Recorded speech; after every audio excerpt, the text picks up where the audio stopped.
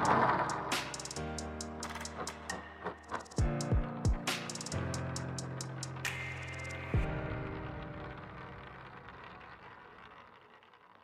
दोस्तों, welcome to maths मसाला। आज हम लोग क्लास 9th का लेसन 2 स्टार्ट करने वाले हैं, जिस लेसन का नाम है बहुपद यानी कि पॉलिनोमियल। तो इसका हम पहले महत्वपूर्ण तथ्य देख लेते हैं, क्योंकि ये कुछ अलग टाइप का क्वेश्चन होता है। आपको इसका कुछ शब्दावली समझना होगा और इसको दिमाग में बैठा के रखना होगा। तो आप लोग कॉपी पेन पेंसिल जो भी आपके सामने है, आप उसको सामने रख लीजिए, अपनी बुक को खोल लीजिए। बुक मत खोलिए, लेकिन एक नोटबुक को अपने सामने रख लीजिए, उसको खोलकर, और पेन रखिए सामने। ठीक है, तो आप जो भी मैं आपको बताता हूँ आप नोट करते हुए चलिए, ताकि आप इस लेसन को अच्छे तरीके से समझ सकें और अपने क्वेश्चन को आप आसानी से लगा सकें। तो चलिए स्टार्ट करते हैं। महत्वपूर्ण तथ्य पहला कहता है चर पद। अब चर पद और अचर पद ये होता क्या है, आप इसको पहले ध्यान से देख लीजिए, समझ लीजिए। चर पद यानी कि इसको हम बोलते हैं वेरिएबल्स। अचर पद यानी कि इसको हम बोलते हैं कांस्टेंट। चर पद जो होता है वो वेरिएबल होता है, मतलब वो बदलता रहता है, उसका मान बदलता रहता है। लेकिन जो अचर पद है उसका मान कभी नहीं बदलता। जैसे यदि हमने आपसे कहा x, तो x का मान क्या हो सकता है? x का मान कभी कभी 9 हो सकता है, कभी x का मान 10 हो सकता है, x का मान कभी -10 भी हो सकता है, कुछ भी हो सकता है ना। तो जो भी आपका जो अल्फ़ाबेट होता है, अल्फ़ाबेट माने कि ए से लेके जेड तक, ये आपका सब क्या होगा? चर पद होगा। चर पद क्यों होगा? क्योंकि इसका मान फिक्स नहीं रहता, इसका मान बदलता रहता है। अधिकतर हम किसका यूज़ करते हैं? तो अधिकतर हम एक बी सी का यूज़ करते हैं, पी क्यू आर का यूज़ करते हैं, एक्स वाई जेड का भी यूज़ करते हैं। तो ऐसे आप किसी का भी यूज़ कर सकते हैं, लेकिन अधिकतर ये सब संख्याएं यूज़ होती हैं। तो ये आपका होगा चर पद। समझ गए? ए से लेके जेड तक आपका चर पद होता है, यानी कि इसका मान कभी भी बराबर या फिक्स नहीं होता। दूसरा आपका है अचर पद। अचर पद का मान जो है वो कांस्टेंट होता है, वो कभी नहीं बदलता। तो जितनी भी आपकी संख्याएं हैं, ठीक है, 1 से लेके जहाँ तक, जैसे हम आप मान लीजिए हम 100 तक मान लेते हैं, तो 1 से 100 तक जो संख्या होती है, इसका मान कभी बदल सकता है क्या? आप कभी लिख सकते हैं 10 बराबर 11? नहीं लिख सकते ना। अगर लिखेंगे तो इसके पीछे कोई लॉजिक होगा। ठीक है, अगर बिना लॉजिक के आप लिखेंगे तो वो गलत मान लिया जाएगा। आप किसी लॉजिक के साथ लिखेंगे और इसको आपको प्रूफ करना पड़ेगा, क्योंकि जब तक आप प्रूफ नहीं करेंगे तब तक इसको सही नहीं मानेंगे। अच्छा, आप कभी कह सकते हैं 100 बराबर 110 या 101? कभी नहीं कह सकते ना, कभी नहीं कह सकते। ठीक है, तो ये आपका होगा अचर पद, यानी कि जो भी आपका ए से लेके जेड तक का संख्या होता है, हिंदी में आप कहेंगे तो आ बा सा, ठीक है, इंग्लिश में ए से जेड तक। अचर पद क्या होता है? जो भी आपकी संख्याएं होती है, मैंने तो 100 तक लिखा, अब ये असंख्य होता है, आप जानते ही हैं, मैंने पहले बताया है। तो और आप पहले से भी जानते हैं, तो जो भी संख्याएं होती है वो सब अचर पद होती हैं। तो आशा करता हूँ आप चर और अचर पद समझ गए होंगे, इसमें आप कभी गलती नहीं करेंगे। चलिए और महत्वपूर्ण तथ्य देख लेते हैं। अगला पॉइंट है पदों का गुणांक। यहाँ पे लिखना चाहिए था हमें चर पद, ठीक है, चर पदों का गुणांक। तो देखिए इसका एग्जाम्पल हम लोग देखते हैं, क्योंकि एग्जाम्पल से सब कुछ क्लियर हो जाएगा। जैसे लिखा है 5x², तो यहाँ जो x² है ये क्या है? ये आपका है, सॉरी, ये आपका है चर पद। ठीक है, x² क्या है?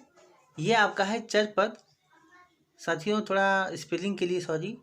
और ये जो 5 है ये क्या है? ये आपका x² का गुणांक है। तो आप समझ गए होंगे, जो चर पद होता है उसके साथ जो भी संख्या या जो भी अचर पद गुणा के रूप में होता है, तो उस संख्या को हम इस चर पद का गुणांक कहते हैं। तो x² का गुणांक कितना होगा? x² का गुणांक होगा 5। तो आप समझ गए होंगे। एक एग्जाम्पल और देख लेते हैं जो कि बहुत महत्वपूर्ण है। दूसरा एग्जाम्पल यहाँ पे है, जिसे लिखा है -p²। अब आप ध्यान से देखिए, यहाँ पे कोई संख्या है ही नहीं, तो इसका क्या होगा? तो p² का गुणांक हम क्या लिखेंगे?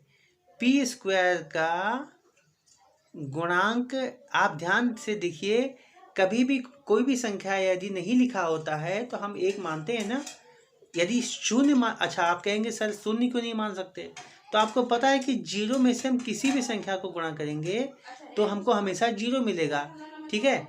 तो इसीलिए हम जीरो नहीं मानेंगे। एक मानेंगे तो हमको पी के साथ गुणा करेंगे तो एक पी मिलेगा, दो के साथ पी को गुणा करेंगे तो यहाँ पे दो पी मिलेगा। तो ये तो एक टेबल बन गया। तो इसको आपको टेबल को रटना नहीं है, केवल समझ लेना है। तो हमेशा गुणा किसके साथ होगा? एक के साथ होगा। यहाँ पे एक पी हमको लिखना चाहिए था, एक को नहीं लिखते हैं, केवल पी को लिखेंगे, ठीक है।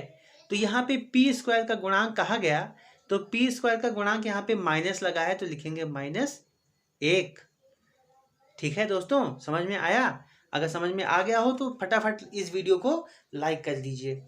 तो चलिए अब देखते हैं आगे भी, क्योंकि महत्वपूर्ण तथ्य आज की वीडियो में आपको बताऊंगा।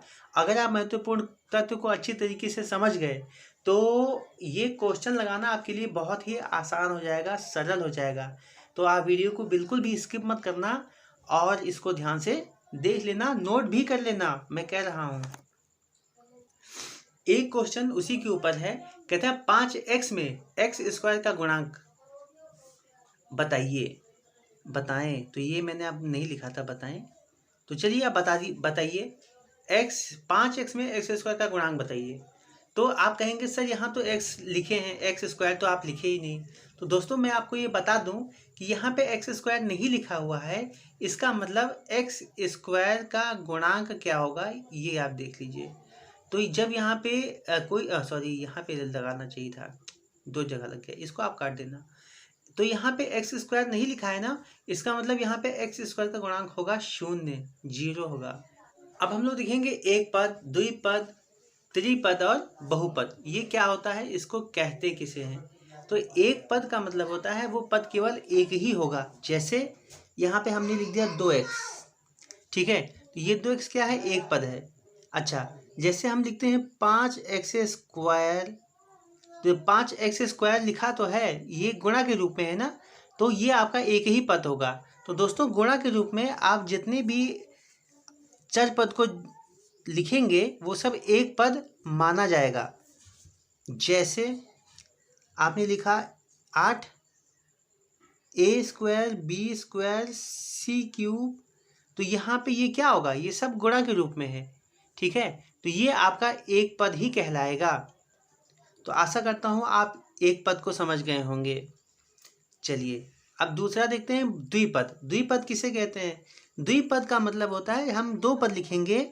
अच्छा, दो पद को हम अलग अलग कैसे कर सकते हैं? ये प्लस या माइनस में होता है। जैसे x प्लस वाई, तो यहाँ पे x आपका एक पद है और प्लस y दूसरा पद। इसके आगे भी प्लस लगा होता है लेकिन हम लिखते नहीं हैं, अगर माइनस लगा होता तो लिख देते। यहाँ पे दो पद है, जैसे हम लिख दिए -p स्क्वायर -8y स्क्वायर, ठीक है। ये दो आपका हो गया। तो ये दो आपका क्या है? -p स्क्वायर पहला पद है और -8y स्क्वायर दूसरा पद है। तो आशा करता हूँ आप इसको भी समझ गए होंगे। एक एग्जांपल और लेते हैं, जैसे हमने लिखा 8a स्क्वायर -9b स्क्वायर, तो ये आपका a स्क्वायर पहला पद है और -b स्क्वायर पहला पद है। दोस्तों यहाँ मैं आपको एक बात बता दूं कि एक ही पद दोनों जगह पे इस्तेमाल नहीं हो सकता। जैसे यदि आप ऐसा कहते हैं कि 5x - 2x, तो ये आपका दोनों जगह x है ना, तो आप 5x में से 2x घटाएंगे, आपको मिलेगा 3x। ये 3x क्या है? ये 3x तो आपका हो जाएगा यहाँ मोनोमियल्स में आ जाएगा, ठीक है।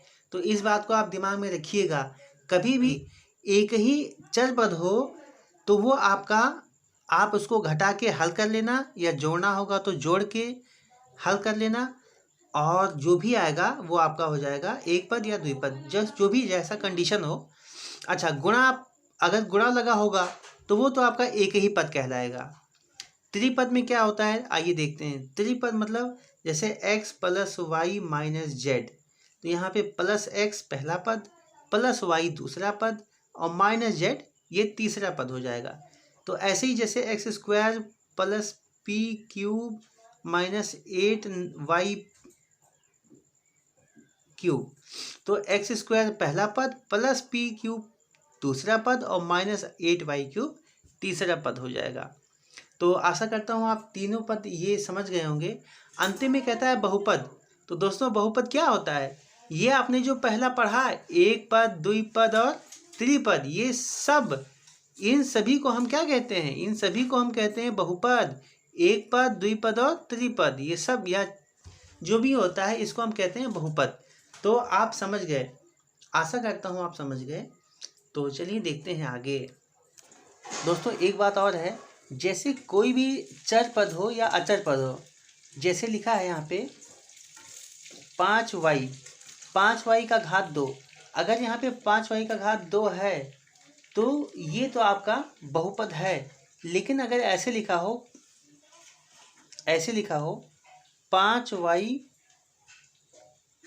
1/2, तो ये क्या होगा? ये आपका बहुपद नहीं होगा। अच्छा, जो y का मान कभी भी माइनस में नहीं आएगा, अगर y का मान माइनस में आ गया तो वो बहुपद नहीं होगा। जैसे हमने लिख दिया 5/x, तो आप इसको कैसे लिख सकते हैं? आप इसको 5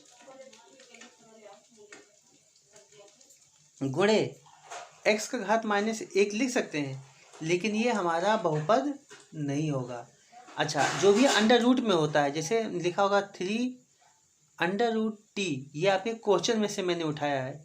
तो यहाँ पे इसका क्या मतलब होगा? इसका मतलब होगा 3 गुणे t के घात 1/2। जैसा कि पहला कंडीशन था वैसे ही आपका ये कंडीशन है। तो ये भी आप इसको आप ऐसे भी लिख सकते हैं 3 का घात t 1/2, ये आपका बहुपद नहीं होगा। तो आशा करता हूँ आप आज की वीडियो को एंजॉय किए होंगे। तो इस वीडियो को लाइक कर दीजिए और हमारे चैनल मैथ्स मसाला को सब्सक्राइब कर दीजिए। और यदि आपको ऐसा ही वीडियो पसंद आ रहा हो, आप क्लास 9th की तैयारी फ्री में डेली अच्छे तरीके से करना चाहते हैं, मेरे साथ जुड़ के करना चाहते हैं, तो हमारे चैनल को सब्सक्राइब कीजिए और अधिक से अधिक बच्चों को शेयर कीजिए ताकि वो भी इस फ्री कंटेंट का लाभ ले सकें।